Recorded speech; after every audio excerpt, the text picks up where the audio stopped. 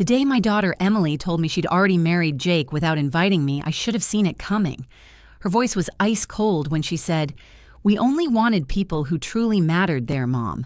Just mail the keys to the lake house and drop the theatrics." I forced a laugh and hung up, but 3 days later I left a wedding gift on their porch that made Jake's screams echo through their gated community. This didn't start with that phone call. It began 2 years ago when Emily brought Jake home for the first time. I'm Diane, 64, and until last week, I thought I knew my daughter. We used to talk every afternoon debating true crime podcasts, dissecting her terrible dates, laughing about her startup's office drama. When Jake came along, I was relieved. "He's different, Mom," she'd gushed, eyes bright, "like he sees me." That night, I made her favorite, my bourbon-glazed meatloaf, a recipe she'd begged for since college. Jake arrived in a tailored Armani suit, bearing peonies and a smile that didn't reach his eyes. He praised my antique china cabinet, my garden, even the damn air freshener. Too polished, too calculated. But Emily was beaming, so I bit my tongue. Over dinner, he performed like an Oscar contender, asking about my years as an ER nurse, nodding at just the right moments. When he insisted on washing dishes, his sleeves rolled to reveal a Rolex worth more than my car. "You raised an incredible woman," he said, gripping my shoulder. "Must be so rewarding." The words slithered out slick as oil. I was proud. Emily built her app design empire from nothing. She bought her Brooklyn loft in cash. She didn't need anyone, least of all some hedge fund charmer who kept accidentally mentioning my Lake Tahoe property. He asked about the 4th of July bonfire tradition. I told my best friend Rita later. "Isn't that sweet?" Rita cooed, "He's bonding." But I'd seen that shark's grin before. My ex-husband Richard wore it too, right before he drained our accounts and vanished. Then the erosion began. Jake suggested Emily drop her clingy college friends. Her nightly calls to me became rushed, then sporadic. One Tuesday, she canceled our annual apple picking trip, Jake's taking me to Napa instead. That's when I found the Instagram post Jake grinning beside a sold sign on my lake house dock. The caption, "Future investment." The final straw, a voicemail from Emily's assistant. "Ms. Carter asked me to handle the property transfer paperwork. Jake prefers digital signatures." I played it twice, my hands shaking. Not with grief, with rage. Because here's the thing about mothers we might forgive, but we never forget. And we always keep spares of the keys. So when Jake opened that Tiffany blue box to find the deeds to his Porsche, his penthouse, and his precious vineyard, all legally reverted to me, thanks to a clause Richard taught me to insist on, well, let's just say Emily's next call wasn't about real estate. "Jake says we need to set boundaries with family," Emily told me when I asked why she'd stopped joining our weekly book club. "Strong couples create their own world." The words sounded rehearsed like a script from one of those toxic relationship podcasts. I bit my tongue until it bled until the day I scrolled past her engagement announcement on Instagram. There it was, my daughter's hand clutching a flute of Dom Pérignon, a rock the size of a glacier on her finger. The caption, "When you know, bride to be no regrets." 287 likes, 0 tags. I called her before the second wave of notifications hit. "Mom, oh my God, I was just about to call you." She lied, her voice fizzy with champagne bubbles. "Jake proposed at Le Bernardin last night. He rented out the whole private dining room. His parents flew in from Aspen as a surprise." I let her ramble about the 5-carat emerald cut the wedding planner his mother had already hired the intimate engagement party at the Hamptons estate. "Intimate," I echoed. A beat of silence. "Jake's mom is particular. Old money etiquette. It's just immediate family and their inner circle." I could hear Jake murmuring in the background. Emily's laugh was too sharp when she added, "But we'll do brunch, just us 3. We never did. Instead, I got a text a week later. "Jake's taking me to Bora Bora to meet his trust fund buddies. Don't worry, we'll celebrate when we're back." Followed by a Venmo request for her share of the lake house's property taxes. That's when I dug deeper. A reverse image search of Jake's family vineyard led me to a stock photo. His hedge fund had no SEC filings. And the clincher blurred background in Emily's engagement photo revealed a framed Miami Times article about a con artist who specialized in divorcing heiresses. The night before their wedding, I left a manila envelope in Emily's mailbox. Inside, every red flag I'd unearthed, plus a burner phone with one contact, call when you're ready. At 3:17 a.m. it rang. Her first words cracked the night in half. Mom. He's been married twice before. I was already in the car floorboard littered with empty coffee cups and a notarized annulment agreement. Some lessons daughters have to learn the hard way, but mothers. We bring the receipts. Jake treated me like some senile relative who needed to be managed, not the woman who worked double shifts at the hospital to put Emily through Stanford after her father vanished with his secretary. Wedding updates came in careless fragments. We booked the plaza, tossed out while she scrolled through caterers' Instagrams. Jake's mom got Vera Wang to do my dress, texted with a blurry photo that cut off the price tag. When I dared ask about dates, Emily's voice went flat. October 12th, Jake's handling everything. I gripped the phone tighter. What about the lake house you always said you wanted to? Jake says it's tacky to get married where you vacation as a kid. The words landed like a slap. I remembered her at 14 braiding wildflowers into her hair and swearing she'd exchange vows under those very pines. Then came the Tuesday that shattered me. Emily called as I was folding laundry, her tone dripping with faux concern. Mom, Jake's therapist says our relationship is codependent. A wine glass slipped from my hand, shattering on the hardwood. His therapist, the one he's seen twice. He says I run to you instead of facing problems like an adult, that it emasculates him. I could practically hear Jake mouthing the words behind her. The kicker. We've decided, no parents at the wedding, just our chosen family.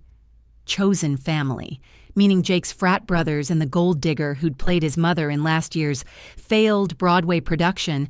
I dug up her headshot when the family vineyard stories didn't add up. That night, I did something reckless.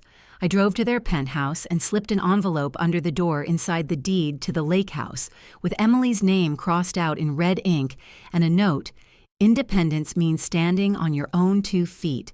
P.S. Jake's lawyer, his cellmate from Rikers.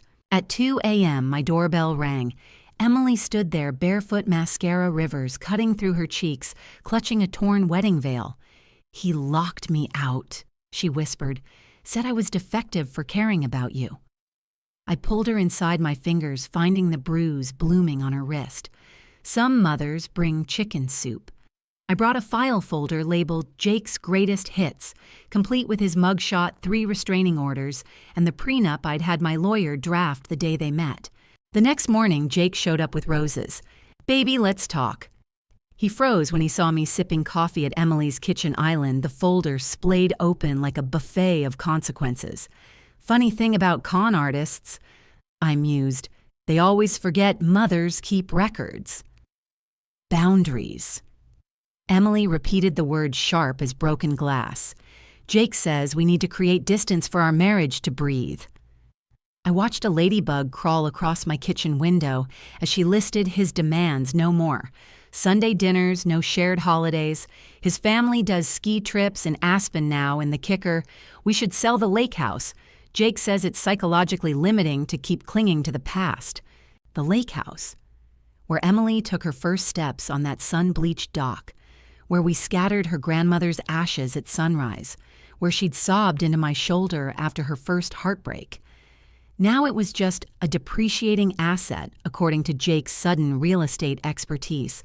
That night, I did 3 things, poured myself a bourbon called a private investigator, and dug out Emily's baby teeth from my jewelry box, a morbid comfort.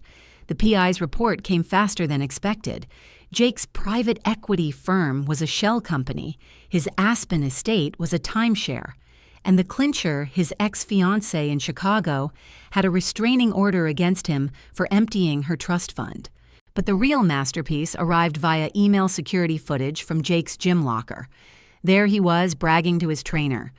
Once we sell that lake property, I'm out 6 months max before Princess realizes her trust fund's locked up tight. The timestamp showed he'd said this the day after proposing. I waited until midnight to strike. First a glitter bomb wedding gift delivered to their penthouse, filled with shredded copies of his lies. Then the pièce de résistance. I transferred the lake house deed into a revocable trust with one condition. No spouses may benefit from this property for 10 years. Jake called me screaming at 3 a.m. "You psychotic bitch! You've ruined everything!" In the background, I heard Emily's gasp as she finally saw the real Jake. "Baby, let me explain."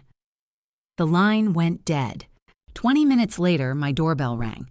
Emily stood there clutching her childhood teddy bear, her engagement ring dangling from its torn-off ear.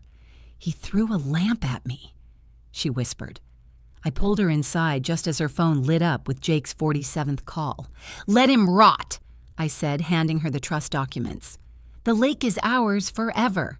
The next morning, Jake showed up with police claiming I'd stolen Emily. She met them at the door with her own evidence, a recording of him admitting to targeting her for money. As the cops led him away, I handed Emily a mug of our old hot chocolate recipe, some traditions no predator could ever touch. The call came at 7:03 p.m. on a Tuesday, Emily's number flashing across my screen like a ghost from the past. "Mom," her voice was hollow, robotic. "Jake and I eloped in Vegas last night." I gripped the countertop, the tile biting into my palms. "Yesterday?" I echoed. "But your wedding was supposed to be—" "We wanted something spontaneous," she cut in. "Just us, his parents, and his frat brother, who happened to be the officiant." I could hear Jake murmuring prompts in the background. "It was perfect." Emily continued reciting the words like a hostage reading a script. "Jake's mom arranged everything at the Bellagio. We got matching tattoos, his initials on my Her voice cracked, a beat of silence, then sharper. "Anyway, we need the lake house keys for our honeymoon." There it was. The real purpose of this charade. Not to share joy, not to bridge the chasm between us, but to claim what Jake had been salivating over since day one. "The keys," I repeated, watching a spider weave its web outside my window. "How practical of you." "Jake's excited to see the new boat dock," she added too quickly. "He's been researching property values in the area." Property values. Of course. My fingers found the manila folder on my kitchen table, the one containing Jake's sealed bankruptcy filings, the restraining order from his college girlfriend, and photos of him, accidentally, leaving prenup documents on Emily's pillow last month. "Before I send the keys," I said slowly, "did you sign anything at this wedding? Anything legal?" A muffled argument erupted. Jake's snarl, Emily's whimper, then click. The line went dead. 3 minutes later, my doorbell rang. Emily stood on my porch, still in her Vegas wedding dress, one strap torn, her tattoo smeared with fresh blood. "He forged my signature," she choked out, thrusting a crumpled document at me. "On the prenup and the lake house transfer papers." I pulled her inside as Jake's Porsche screeched into my driveway. Through the window, I watched him pound on his steering wheel, screaming into his phone, probably to whichever shady notary he'd paid off. "Here's what we're going to do," I said, handing Emily a burner phone and the deed to the lake house, now irrevocably in my name, thanks to a clause my lawyer had added after Jake's first casual question about its value. "You're going to text him one word." Emily's fingers shook as she typed lawyer.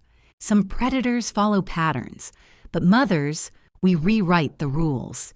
And as Jake's car peeled away, I pressed a cold compress to Emily's bruised wrist, the same wrist where his initials would soon be lasered off, right next to the tiny anchor tattoo we'd gotten together on her 18th birthday at that very lake. Some bonds no con artist could ever sever. The call came at 2:37 p.m., not from Emily's phone, but from a blocked number. Jake's voice was a razor blade dipped in venom. "You think you're clever, you meddling bitch. That binder of lies won't hold up in court?" I sipped my Earl Grey, watching the rain streak down my kitchen window. "Lies, Jake, the foreclosure notices from your failed Miami condo flip, the restraining order from your first wife. Or was it the photos of you at the blackjack tables in Atlantic City the night you claimed to be at a business retreat? In the background, glass shattered. Emily's voice cut through the chaos. You told me you'd never been married. The revelation had come courtesy of a retired PI. I'd hired one who'd discovered Jake's 72-hour Vegas marriage to a cocktail waitress during his Wall Street internship. But the real masterpiece, the DNA test, results neatly tucked between pages 17 and 18. Family history is so important, don't you think, Jake? I purred. Especially since your biological father isn't the real estate mogul you claim, but a car mechanic from Jersey. One who happens to owe my cousin Lou $28,000 in gambling debts. Silence, then a wet choking sound. When Emily finally came on the line, her breathing was ragged but clear. Mom, the prenup he made me sign, null and void, I finished. Notarized by his felonious college roommate. The DA is already freezing his accounts. The next morning, I arrived at the lake house to find Emily sitting on the dock, her feet dangling in the water just like she'd done as a child. The torn wedding dress was gone, replaced by one of my old Stanford sweatshirts. She didn't speak when I sat beside her, just handed me a flash drive containing footage from their home security system. Jake drunkenly bragging to his friend about how he'd played the feminist card to access her trust fund. As the sun rose over the pines, I pulled out my phone and showed her the final piece, Jake's mugshot from last night's DUI arrest, right after he'd tried to break into the lake house. Some wedding gifts fade with time, but the gift of truth, it keeps giving long after the silver wrapping is gone. And as Emily's head finally dropped onto my shoulder, I knew the most important truth of all: no predator could ever break what we'd rebuilt in that quiet dawn. The silence on the line stretched so long I could hear the ice cubes melting in Madison's abandoned whiskey glass. When she finally spoke, her voice had that razor-edge clarity that comes after the storm passes. He's been using stolen money to wine and dine me this whole time. Not a question, a verdict. In the background, Trevor's polished facade crumbled into obscenities and the sickening thud of a fist hitting drywall. Baby, listen, he started, but Madison cut him off with a laugh so sharp it could have drawn blood. All those lectures about my trust fund being frivolous, the way you'd sneer at Mom's modest beach house, her voice dropped to a whisper. You're just a thief, like your grandfather. I didn't need to see the text that flashed across my phone 10 minutes later to know what happened next. My PI's update said it all. Subject M leaving apartment with suitcase. Subject T attempting to intercept security footage shows physical altercation. Police en route. By midnight, Madison was curled up in my guest room wearing her old high school debate team sweatshirt, scrolling through the digital files I'd prepared. Every offshore account, every shell company, every dime of stolen Morrison money meticulously documented. Rodriguez emailed back, she said suddenly, holding up her phone. The Miami attorney's message glowed in the dark. Per deathbed affidavit, William Morrison directed 60% of stolen funds be held in trust for Robert Carter's descendants, with interest current value $4.1 million. Trevor's third call came at 3:17 a.m. This time, Madison answered on speaker. You'll regret this, he hissed. I'll fight you for every cent. Madison's finger hovered over the end call button. Funny, she mused. Grandpa William said the same thing to Dad, right before he lost everything. The click of the phone disconnecting was the sweetest sound I'd heard in years. As Dawn painted the beach house in gold, I handed Madison the spare set of keys, the ones I'd secretly had duplicated the day she brought Trevor home. Welcome back, I said. Some legacies are burdens. Others, like a daughter remembering exactly who raised her to spot a con, are the kind of inheritance no thief can ever steal. The first thing I noticed when I opened the door wasn't Madison's tear-streaked face or the duffel bag at her feet, it was the absence of her wedding ring. The diamond Trevor had bragged was flawless, left a pale band of untouched skin on her finger, like a ghost of the life she'd almost lived. She didn't speak, just handed me her phone with a recording pulled up. Trevor's voice slick with panic. Baby, listen, that money's ours now. Your mom's just bitter because she Madison's interruption steel in her tone. You knew about my dad, about everything. A crash. Trevor's mask fully slipping. You ungrateful little... The recording cut off there, but the bruise blooming on Madison's wrist told the rest. I didn't ask questions, just heated up the same cinnamon rolls she'd loved as a kid and slid my laptop across the table open to an email from Rodriguez. The subject line said it all. Freeze order granted, all Morrison assets. Madison scrolled through the attachments with shaking fingers. Trevor's secret Cayman account, the falsified business records, even photos of him whining and dining Emma Chen at the same Michelin-starred restaurant where he'd proposed to Madison. I called Sarah Walsh last night, she said suddenly. She sent me the termination letter from Trevor's hedge fund. He was fired for stealing client funds 3 months before we met. The dam broke then. Sobs racked her body as she confessed how Trevor had manipulated her, how he'd gaslit her about clingy friends, how he'd hidden her phone during the elopement, how he'd forged her signature on loan documents against the beach house. I let her cry it out, waiting until the storm passed before placing 2 items in front of her, the spare beach house keys and a printed flight confirmation. Rodriguez needs you in Miami by Tuesday, I said gently. There's $4.1 million and a federal fraud case waiting for you. Madison turned the keys over in her palm, the metal catching the morning sun before looking up with her father's stubborn glint in her eyes. Book 2 tickets. Some legacies are stolen. Others, like a daughter's unbreakable will, are reclaimed at dawn over cinnamon rolls and the ashes of a con man's lies. And as Madison dialed Rodriguez to schedule the meeting that would end Trevor Morrison, once and for all, I smiled. Best wedding gift ever. Madison set her coffee cup down with a clink that sounded like a gavel. First, I'm filing for an annulment. Rodriguez already drafted the papers. Turns out fraud voids a marriage faster than Trevor can say community property. She pulled out a legal document stamped with yesterday's date, the words Morrison vs. Carter, blazing across the top. I nearly choked on my coffee when I saw the attached photo, Trevor's panicked face captured by a paparazzo as he fled Miami International Airport just hours before federal agents froze his accounts. Emma and Sarah are testifying too, Madison added, tapping a manicured nail on the folder. Turns out 3 separate wire fraud charges make for a compelling class action suit. The kitchen clock ticked loudly as she slid another paper toward me, a property deed with the beach house address circled in red. I had our lawyer add a clause, she said, her voice steady. No spouses on the title for 10 years. And a wicked grin spread across her face as she revealed the final document, a screenshot of Trevor's Venmo transactions showing weekly payments to someone named Marcus Webb, his business partner, I guessed. His bookie, Madison corrected. Turns out Grandpa's stolen millions weren't enough to cover his gambling debts. She stood abruptly, knocking over her chair with the same defiance she'd had as a teenager. I want to see the beach house, Mom, today. As we drove down the familiar coastal highway, Madison stared out the window with new eyes. He knew about Dad, about the money, about everything. She murmured, That day at the coffee shop, he asked what I was reading before he accidentally bumped into me. She laughed bitterly. Lies my mother told me a memoir about financial abuse. I thought it was a cosmic joke. Turns out it was his playbook.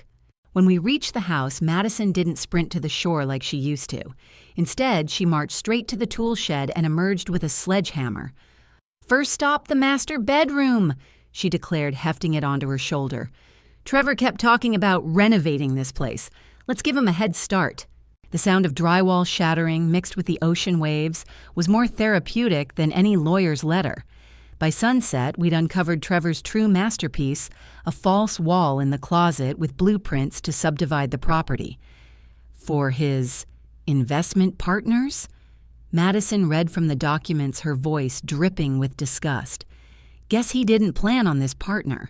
She tossed the sledgehammer into the sand and pulled out her phone, dialing Rodriguez on speaker.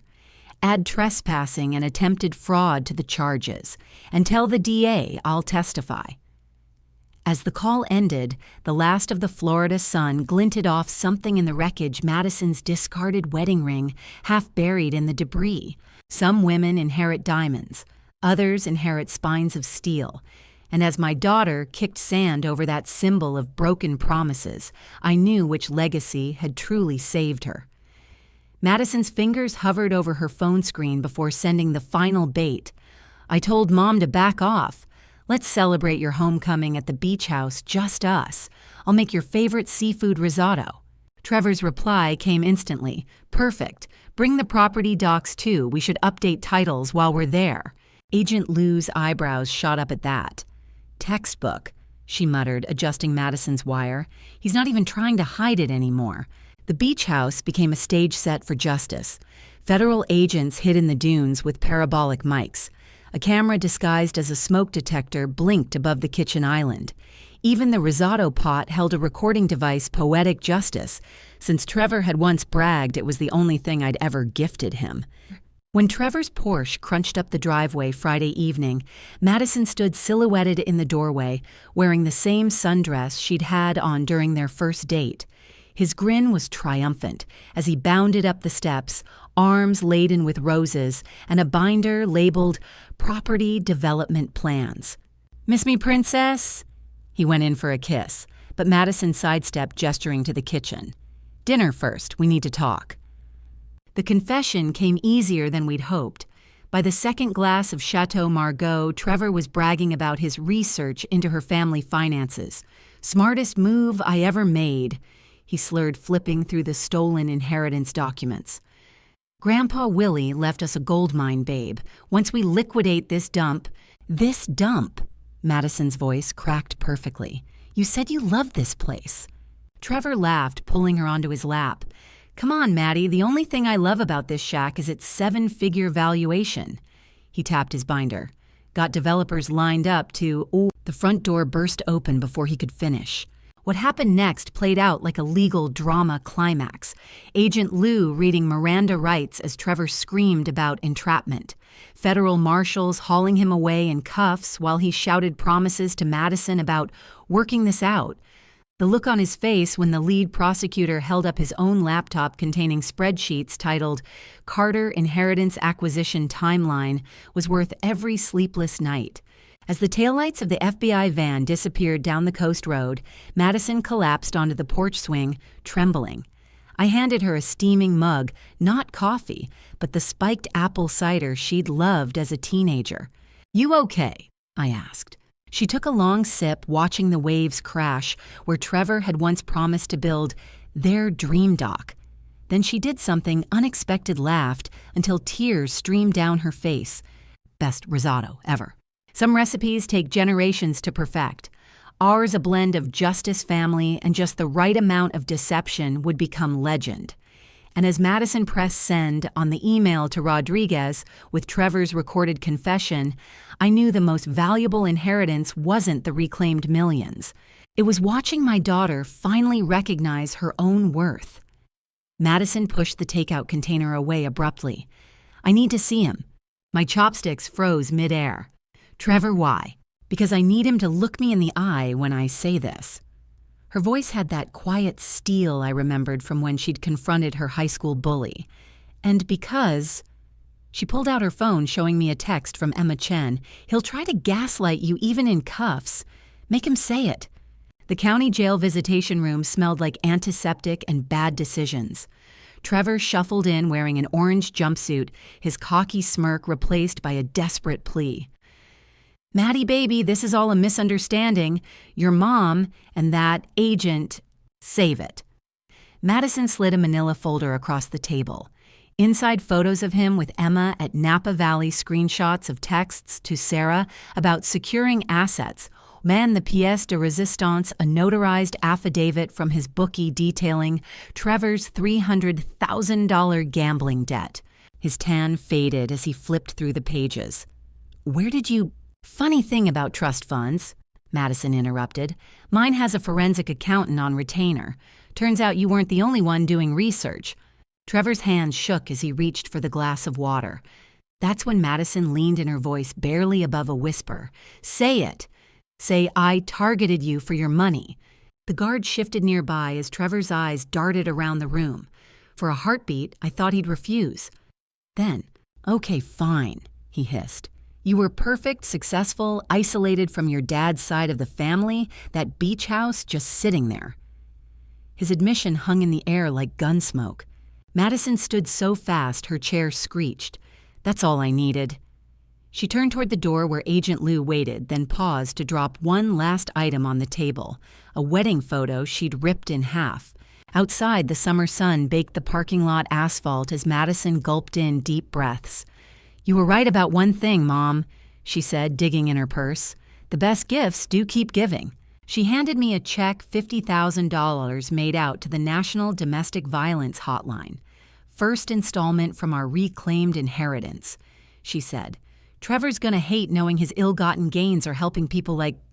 Her voice broke. Like me. We sat in the car for a long time, watching the jail's floodlights flicker on as dusk fell. Some silences are heavy. Ours was light as a lifted curse. And when Madison finally turned the key in the ignition, the radio played an old Sheryl Crow song, the one we'd sung together on all those childhood drives to the beach house. Funny how the universe reminds you the things that are truly yours can never really be stolen. The courtroom air smelled like polished wood and stale coffee on the morning Trevor took the stand. Madison sat perfectly still as he tried to charm the jury with that practiced smile, the same one he'd used when telling her the beach house was quaint but needed updating. Then the prosecutor dropped the bomb. Mr. Morrison, is this your signature on page 37 of Emma Chen's trust documents? The video screen flashed a document where Trevor had forged power of attorney beneath Emma's name. His tan faded to gray as the prosecutor continued, Funny thing about UV lights, they reveal erasure marks. Emma never signed this, but you did. Twice. Madison didn't flinch when Trevor's eyes darted to her pleading silently. She just opened a folder and slid a photo across to the prosecutor, a snapshot of 8-year-old Madison building sandcastles at the beach house, her father's arm around her shoulders. The message was clear. This is what you tried to steal. When the jury foreman read the verdict, guilty on all counts, Sarah Walsh burst into tears. Emma Chen squeezed Madison's hand so hard their knuckles turned white. And Trevor. He finally looked like what he was, a small-time grifter in an off-the-rack suit. Outside the courthouse, reporters swarmed as Madison made her statement, This isn't just about money. It's about every woman who's ever been told her instincts are wrong. She announced the creation of the Carter Foundation, funded entirely by her reclaimed inheritance to support victims of financial abuse. That night, we sat on the beach house porch, the same spot where Trevor had once plotted to divide the property. Madison sipped bourbon neat the way her father used to, watching the waves erase footprints in the sand. I keep thinking about what you said, she murmured, about predators targeting strength, not weakness. A seagull cried overhead as she turned to me. You know what the real gift was? Mom, not the money, not even putting Trevor away. The ocean breeze carried her next words away, but I didn't need to hear them. The way she leaned into my shoulder, just like she had at 12 after winning the science fair, said everything. Some victories are measured in verdicts, others in quiet moments when daughters remember who taught them to fight. And as the tide rolled in, washing away the last traces of Trevor's imagined dock, I realized the most valuable inheritance had nothing to do with money. It was the unshakable knowledge that no con artist could ever steal what truly mattered, the grit and grace woven into every Carter woman's DNA. And judging by the determined set of Madison's jaw as she sketched foundation plans on a napkin, that legacy was in very capable hands. The courtroom was so quiet you could hear the court reporter's fingers hovering over her keyboard when Marcus Webb dropped his final bombshell. Trevor kept a spreadsheet, columns for each woman's assets, family connections, even psychological triggers. The prosecutor projected it onto the screens, a cold, calculating grid with Madison's row highlighted in yellow. Next to leverage points, it read, Father's abandonment used to create distrust of mother. Beach house, Warnk's primary target. Madison's sharp inhale echoed through the room. Then she did something extraordinary. She laughed. Not a hysterical laugh, but the dark, incredulous kind you make when a terrible joke finally lands. The jury foreman's head snapped up.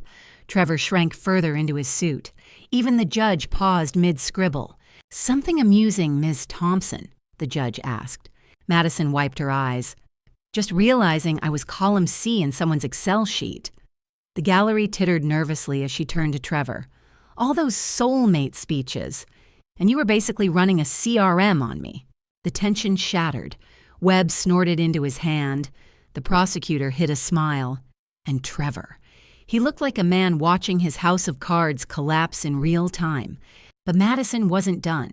She asked the judge for permission to approach the witness stand, a move that made Trevor's attorney leap to his feet with objections. One question. Madison promised, already walking toward Webb with the steady click of Louboutins on hardwood. She placed both hands on the railing, leaning in.